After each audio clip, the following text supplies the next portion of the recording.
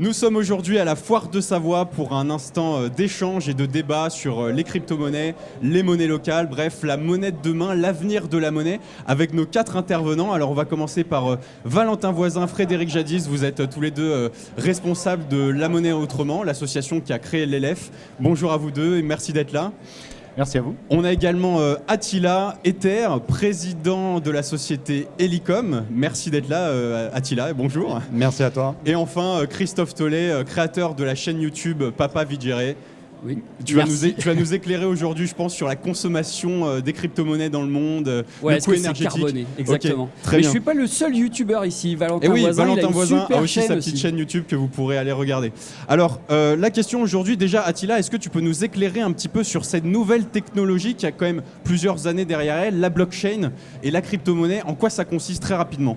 Alors pour faire simple, la blockchain, c'est une technologie qui permet d'enregistrer toutes les informations de façon transparente et sécurisée, sans, j'allais dire, réseau central. Voilà. Okay. Donc c'est vraiment du peer-to-peer entre des personnes qui permet d'échanger de la valeur entre plusieurs personnes partout dans le monde. Donc il n'y a plus de banque, tout est décentralisé. Exactement, plus de banque centrale, plus de banque, tout est décentralisé. On peut échanger de la valeur très rapidement et de façon sécurisée. Et alors la grande question avec l'émergence de ces crypto-monnaies et même l'explosion, la prise d'importance des monnaies locales, vous allez nous en parler, est-ce qu'il y a un vrai sujet en fait ? Est-ce que demain on peut s'attendre à une mutation des systèmes monétaires traditionnels qu'on connaît tous, la Banque Centrale Européenne qui distribue de la monnaie aux banques commerciales, ce qu'on appelle les banques commerciales, qui distribuent ensuite aux particuliers. Est-ce qu'on peut s'attendre à une mutation de ces systèmes qu'on connaît jusqu'à maintenant avec la monnaie locale ? Vous allez nous en parler peut-être ? Oui, alors cette mutation, même dans les monnaies locales, elle a déjà commencé parce que certaines monnaies locales, comme le Léman, utilisent ce système de blockchain. L'ELEF utilise la blockchain ? L'ELEF, non. Ok. Nous sommes 84 monnaies locales en France, donc c'est un grand réseau national. On était une quarantaine il y a 5 ans, donc ça se développe vraiment, c'est ce que vous disiez. Ouais. Certaines ont pris la solution de la blockchain. Nous, une solution plus centralisée qui avait déjà fait ses preuves dans les monnaies locales et qui permet aussi d'échanger de façon numérique via une application ces euros en ELEF et de payer dans les commerces qui acceptent l'ELEF. Ok, et alors pour les Chambériens qui connaîtraient peut-être pas cette monnaie, l'ELEF, qu'est-ce qui a motivé la création, l'émergence de cette monnaie, et même de toutes les autres monnaies locales en France et dans le monde ? Peut-être pour Valentin, cette question ? D'une certaine manière, reprendre un peu d'autonomie. Exactement comme le disait Attila, au niveau de la décentralisation. La Banque centrale, elle émet sa propre monnaie, elle est décisionnaire de son fonctionnement. Là, à l'ELEF, nous, on a créé un réseau. On décide qui sont les personnes qui font partie de ce réseau. On reprend d'une certaine manière justement l'autonomie de son fonctionnement. Il n'y a pas que ça, c'est très, très, très large et varié. Attila, Christophe, vous avez des élèves, vous, dans votre portefeuille ? Je les ai pas sur moi, mais j'en utilise régulièrement. C'est vrai ça ? Ce qui est pratique avec l'ELEF, c'est que ça reste dans cette économie locale en fait. En payant avec des élèves, on est sûr que ça ne passe pas par des banques qui, elles, font ce qu'elles veulent de l'argent en fait. Ok, et alors quel avenir pour ces monnaies d'ici 10, 20, 30 ans ? Est-ce que ça va remplacer quelque chose ? Ça va prendre la place de l'euro ? Je sais pas. Alors, pour l'instant, on en est donc l'ELEF, c'est une MLCC, monnaie locale complémentaire de l'euro et citoyenne. D'accord. Donc, c'est 4 paramètres bien à avoir en tête quand on parle d'une monnaie locale. Donc l'idée pour l'instant, c'est d'enrichir l'écosystème économique, d'être un moyen de plus que l'euro de pouvoir échanger. Et donc c'est complémentaire. C'est complémentaire. C'est alternatif. C'est une monnaie complémentaire. Ouais. Après, rien ne nous empêche de rêver et de voir qu'elle puisse grandir. On a des exemples de monnaie locale qui, avec des soutiens forts, ont pu réussir à vraiment se développer, puisqu'il y a plus de 2 millions d'unités de monnaie locale qui sont échangées dans le Pays Basque, par exemple. Nous, l'ELEF s'est développé avec 8500 élèves au départ. Il y en a 100 000 en circulation aujourd'hui, en 7 ans. C'était en novembre 2014 que l'ELEF a vu le jour. Et puis à terme, avec l'ELEF numérique, c'est de pouvoir échanger entre territoires, entre monnaies locales. Une fois que l'euro a été échangé et mis dans une banque éthique, l'idée c'est de se passer de la banque. C'est quoi ça, une banque éthique ? Alors, l'euro, quand il est échangé, il est placé dans une... Nous, on travaille avec le Crédit Coop, par exemple. Certains travaillent avec la NEF. Voilà. L'idée, c'est de placer cet argent sur un compte qui va pouvoir soutenir des projets de développement local, des associations, des structures qui se développent. Et après, Donc ça, c'est le premier effet qui se coule. Et le deuxième, c'est le fait que, c'est ce que vous disiez avant, l'élève puisse être échangé dans un circuit beaucoup plus éthique aussi, avec une amélioration des pratiques dans le domaine de l'écologie. Il y a une vraie dimension de circuit court, de circuit local. C'est vraiment la priorité. Ok, Attila, est-ce que finalement toute l'émergence de ces crypto-monnaies, de ces nouvelles manières d'échanger, ça résulte pas aussi d'un manque de confiance de plus important vis-à-vis des systèmes monétaires traditionnels ? Toi, est-ce que tu as toujours confiance, toi, en l'euro, par exemple, à la Banque Centrale Européenne ? On a la Banque Centrale Européenne derrière, qui n'est pas rien quand même, bien sûr. Tout le monde, nous, on a la chance d'avoir confiance en notre monnaie. Mais dans beaucoup de pays émergents, pourquoi justement le Bitcoin ou d'autres crypto-monnaies prennent de l'ampleur ? C'est justement par ce manque de confiance de leur monnaie nationale. Et en plus de ça, aujourd'hui, c'est plus facile d'avoir son téléphone portable dans les pays émergents qu'un compte dans une banque. Donc vraie solution dans les pays émergents. Exactement. On sait qu'aujourd'hui, plus de 60-70% des transactions se font dans les pays émergents. Si vous voulez transférer de l'argent à l'autre bout du monde, si vous passez par une banque standard, j'allais dire, ça va prendre 3-4 jours. Avec la crypto-monnaie, c'est presque instantané et à très faible coût. Voilà. Donc ça, c'est un gros avantage, qui permet de faire des transactions, n'importe qui peut les faire avec ces crypto-monnaies. Valentin, est-ce que demain, on pourrait imaginer que les crypto-monnaies et la blockchain surpassent la monnaie distribuée par les États et les puissances comme la Banque Centrale Européenne ? Moi, j'ai un avis surtout de construction, de déconstruction du monde d'aujourd'hui, de son évolution. Je dirais que même si elles vont émerger de plus en plus, être acceptées par la société, il y a plein d'entreprises, il y a plein d'États qui en achètent aujourd'hui, qui commencent à fonctionner avec. Mais je pense que c'est surtout essayer de renverser un petit peu l'évolution qu'on a, le système actuel avec justement la BCE. Toi, tu es un révolutionnaire un peu, non ? Je ne sais pas si je suis un révolutionnaire, mais en tout cas, j'aimerais trouver quelque chose qui permette à tout le monde de vivre et de s'entendre. Et justement, peut-être que sous forme blockchain avec des crypto-monnaies, on aurait une monnaie internationale qui rassemblerait les peuples. Moi, c'est une utopie un petit peu. De voir quelque chose qui pourrait les rassembler. Peut-être que ce ne serait pas une crypto-monnaie, mais il ne faut pas oublier justement nos monnaies locales. Quelqu'un la dirigera forcément, cette monnaie internationale. Justement, il y aura toujours... justement non, parce qu'elle est décentralisée. Ce sont les personnes utilisatrices du réseau qui la développent, qui définissent leurs propres règles de fonctionnement. Et il ne faut pas oublier du coup les monnaies locales qui elles aussi sont dirigées. On a Frédéric aujourd'hui salarié de l'association. Moi je suis bénévole et il y a de très nombreux bénévoles qui font fonctionner cette monnaie aussi.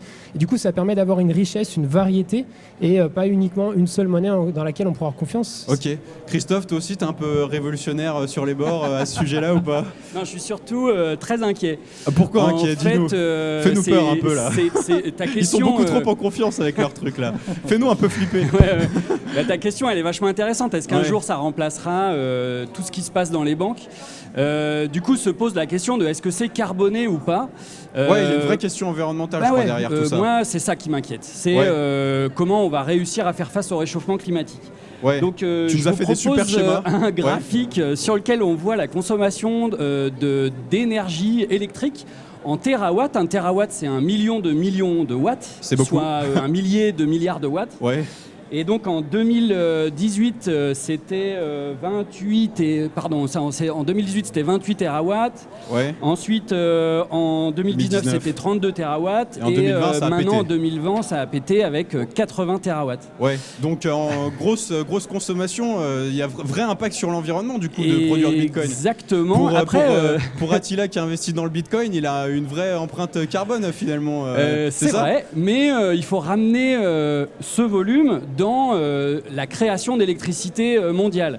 Alors c'est quelque chose qui évolue sans arrêt, ça augmente en fait tout le temps, c'est ce qui fait qu'on parle aussi de réchauffement climatique, puisqu'il y a toujours besoin de plus en plus de choses carbonées. Alors attends, je vais peut-être m'approcher de toi, je vais te tendre le micro pour que tu puisses nous expliquer. Comme ça, Attila. C'est bon, tu peux lui tenir le micro ? Impeccable. Tu vas nous montrer, tu vas mettre tout ça en perspective. Donc ton petit schéma VS, la consommation d'électricité mondiale. Voilà. Et là, maintenant, la consommation d'électricité mondiale, c'est à l'échelle de ces tableaux-là. Ça, c'était l'électricité produite dans le monde dans les années 50. C'était 10 000 terawatts. 10 000 terawatts, ok. Voilà. Là, c'est la création d'électricité à la fin des années 90, 15 000 terawatts. Ouais.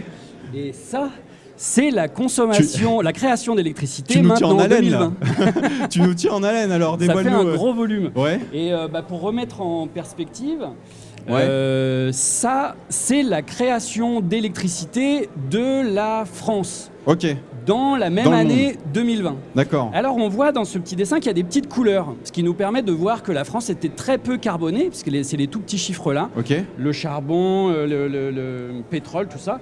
Et si c'est très peu carboné, c'est essentiellement lié au fait que 70% de notre électricité elle est produite par du nucléaire. Donc nous en France, on peut avoir Mais- une bonne conscience, quoi. Exactement. Mais à l'échelle du monde, on n'est Ouais. pas du tout dans ces proportions-là. Ok, alors, montre-nous. À Donc ça- l'échelle du monde, Ouais. ça c'est le pétrole, ça c'est le gaz, Le gaz. ça c'est le charbon. Donc ces Charbon. trois chiffres-là, c'est ça qui fait que c'est carboné. Ok. Et après, c'est en orange, c'est le nucléaire. Ensuite, c'est la biomasse. Les En énergies vert, renouvelables. l'hydraulique. L'hydraulique, Et ouais. en jaune, il y a à la fois l'éolien et le photovoltaïque. Alors on va te cacher avec ton schéma là. C'est que ça représente Et donc, beaucoup d'énergie tout Ça ça. représente beaucoup d'énergie, mais Et donc le ça Bitcoin dans tout permet ça. surtout de voir Ouais. que le Bitcoin, ça représente vraiment... C'est un grain de poussière dans le cosmos en fait. Exactement. Ah, ça- C'est. On est tranquille, on On a est la bonne tranquille. conscience. Voilà. Donc ça c'est le Bitcoin sur la consommation mondiale d'énergie. Pourquoi t'es Dans l'année inquiet 2020. Pourquoi Eh ben, t'es inquiet le problème, c'est le volume monétaire. Parce Ah. que le Bitcoin, il fait une certaine... alors, attendez, je Ouais, regarde un autre graphique. retrouve-nous tes petits chiffres. Ce qu'on va faire, c'est qu'on va comparer avec des chiffres que s'est amusé à faire un type en calculant la consommation d'électricité de toutes les banques du monde. Ouais. Donc les banques, celles qui nous permettent d'avoir une carte bleue. Ok. un compte en banque et tout ça. Donc ça représente ce nouveau petit rectangle là. Mais ce que fait la banque, c'est héberger les 89 000 milliards d'euros total Ouais. qu'on trouve dans le monde. Ça c'est la masse monétaire. Ça, c'est la masse D'accord. monétaire mondiale. Et en fait, Et le Bitcoin, Le Bitcoin dans tout ça, ouais. c'est juste ce petit carré. Et De, oui. c'est dur à estimer parce qu'en ce moment il y a 18 millions d'unités de Bitcoin. La valeur elle change tout le temps, mais actuellement elle est de 39 000 euros à peu près. Ouais. Donc on en est à 715 milliards d'euros. Ok. Donc c'est un tout petit peu moins d'un milliard d'euros, pardon. Ouais. D'un trillion, excuse-moi, de 1000 milliards d'euros. Ok. Donc c'est 89 fois moins que ce que fait la banque actuellement. D'accord. Ça veut dire que si on veut atteindre les mêmes proportions Je te vois venir. en euros, Je te vois il venir. faut multiplier le volume d'électricité qui est fait par le Bitcoin actuellement Là, il par va nous faire 89. 89. Ok, Et, donc rien à voir finalement avec la petite Eh ben, bandelette quoi. En fait, là, c'est au sein de la zone bleue là, qui correspond à la création d'électricité en Ouais. gaz. Et ben, ça correspondrait à peu près à ce volume. Ok. Donc, faudrait beaucoup plus d'électricité qu'on en a actuellement. Donc on a quand même du souci à se faire finalement. Avec cette mise en perspective, on arrive quand même bien à visualiser les dégâts que ça pourrait faire. Ouais. Pour demain alors, vous qui êtes fervent défenseur de la blockchain et des crypto-monnaies, monnaie numérique, ça vous affole pas un petit peu tout ça là l'impact environnemental que Si. ça pourrait Alors, avoir. Moi, je réponds peut-être pour Ouais, l'élève, pour l'élève, et puis ouais. aussi, de toute façon, un peu, enfin, tous les débats qu'il y a eu au sein de l'élève. L'élève a peut-être Là- pas une empreinte carbone aussi importante, j'imagine. Non, non, Non. c'est gros un éléphant, mais Ouais. nous, l'élève, ça a une toute petite empreinte. Ok. Il y a eu un débat là-dessus sur quel système on prend, et la difficulté qu'on a pour l'instant, et merci pour cette démonstration, c'est d'arriver à voir quel impact, moi, quand je change par exemple un euro en LF, quelle est mon empreinte carbone, quel est mon impact carbone. Là, tu as fait une démonstration comme quoi le crypto-monnaie, le Bitcoin, était vorace en consommation d'électricité. Mhm. On est passé quand même sur le numérique, nous. Ouais. C'est aussi pour que ces systèmes d'échange locaux puissent se développer, c'est-à-dire qu'il y a un côté aussi pratique. Ok. D'accord. Voilà, mais le système de la blockchain, c'est vrai qu'il y avait cet impact écologique qui nous Mhm. paraissait important. D'accord. Alors pour conclure, ouais, tu voulais compléter avant de Si, conclure, ouais, pour Valentin. compléter, il faut comprendre aussi le fonctionnement de la blockchain. Alors, ça peut être très compliqué au niveau développement informatique, mais sur Bitcoin, comme sur la blockchain du Léman, la monnaie locale du Léman, qui utilise du coup cet système informatique, eh bien, il y a une grosse difficulté énergétique parce que ce sont des machines qui réalisent des calculs. Il y a tout un tas En de permanence. blockchains, voilà. Ouais. Il y a d'autres blockchains qui sont utilisées pour des transactions financières, mais d'autres qui ne sont pas utilisées pour ça, qui fonctionnent en proof of stake ou sur plein d'autres. Il y a plein d'autres fonctionnements et qui sont beaucoup moins énergivores. Je ne vais pas rentrer dans les détails, mais en gros, c'est au niveau informatique, c'est pas la même façon de fonctionner. Ok. Et du coup, on n'a pas la même dépense énergétique. Et à noter, il n'y a pas que les monnaies, il n'y a pas que des transactions, il y a aussi des systèmes de vote, des systèmes d'acceptation de brevets d'entreprises, il y a plein de Pour choses. éviter la fraude peut-être, dans le Peut-être. cadre d'élections Exactement, américaines, voilà. pourquoi pas. Ouais, ça peut Exactement, servir. ce serait intéressant. Ouais. Ok. Alors pour demain, Attila, qu'est-ce que tu penses? Comment vont évoluer les choses? Est-ce que tu penses que le Bitcoin va prendre encore plus d'importance? Est-ce que demain on pourra aller acheter notre baguette de pain chez le boulanger à Chambé en Bitcoin Alors, le Moi, Bitcoin, vote je sais contre, pas. hein. Toi, tu vas te contre? Le Bitcoin, je sais pas, mais On défend l'élève plus ce qui que est tout, sûr hein. que les crypto-monnaies vont prendre de plus en plus d'ampleur. Voilà. Ok. Après, pour aider ces pays émergents, pour faciliter les transactions, c'est pour ça que même les banques centrales aujourd'hui essaient de sortir leur Réfléchissent. propre Ouais. crypto-monnaie. Monnaie Exactement, numérique, ouais. bien sûr. On va y venir, ça c'est certain. Après, qui va prendre le dessus sur qui? Ça, difficile à dire. Ouais. Valentin, ton modèle idéal, toi, je pense, c'est par échelon, c'est ça? Tu parlais d'une monnaie internationale, puis d'une monnaie nationale, puis d'une monnaie locale. Si on partait même du bas, du coup, en partant de la monnaie locale, aujourd'hui, on a besoin de se rassembler socialement, d'échanger avec les personnes qui sont autour de nous, de créer de l'emploi sur nos bassins de vie. Ça, c'est quelque chose qui est vraiment fondamental. Éviter peut-être le développement des multinationales. La monnaie étatique, elle va toujours nous servir parce qu'on doit payer des impôts, on doit construire des infrastructures, des hôpitaux, de la santé et compagnie. Et peut-être qu'une monnaie qui rassemble les peuples, que ce soit Bitcoin ou une autre, peu importe, mais une monnaie qui rassemble les peuples au niveau des lois pour régler aussi les inégalités qu'on retrouve entre différents pays. Je trouve ça vraiment intéressant et on a beaucoup de pays pauvres qui utilisent des monnaies locales et qui sont en train de s'intéresser aux crypto-monnaies et pourquoi pas. Donc besoin d'une monnaie fédératrice, quoi. Christophe, toi, t'en penses quoi? De quoi, à quoi doit-on s'attendre pour demain? Je ne sais pas si ça passerait par le blockchain ou la crypto, mais effectivement, une monnaie mondiale, c'est très intéressant pour résoudre des problèmes d'inégalité mondiale. Ça peut vraiment être intéressant. Ouais. Très bien, et ce sera le mot de la fin. Merci messieurs de nous avoir éclairés sur tous ces sujets-là et l'avenir nous dira de quoi l'économie sera faite. À très bientôt. Merci. Merci. Merci. Merci.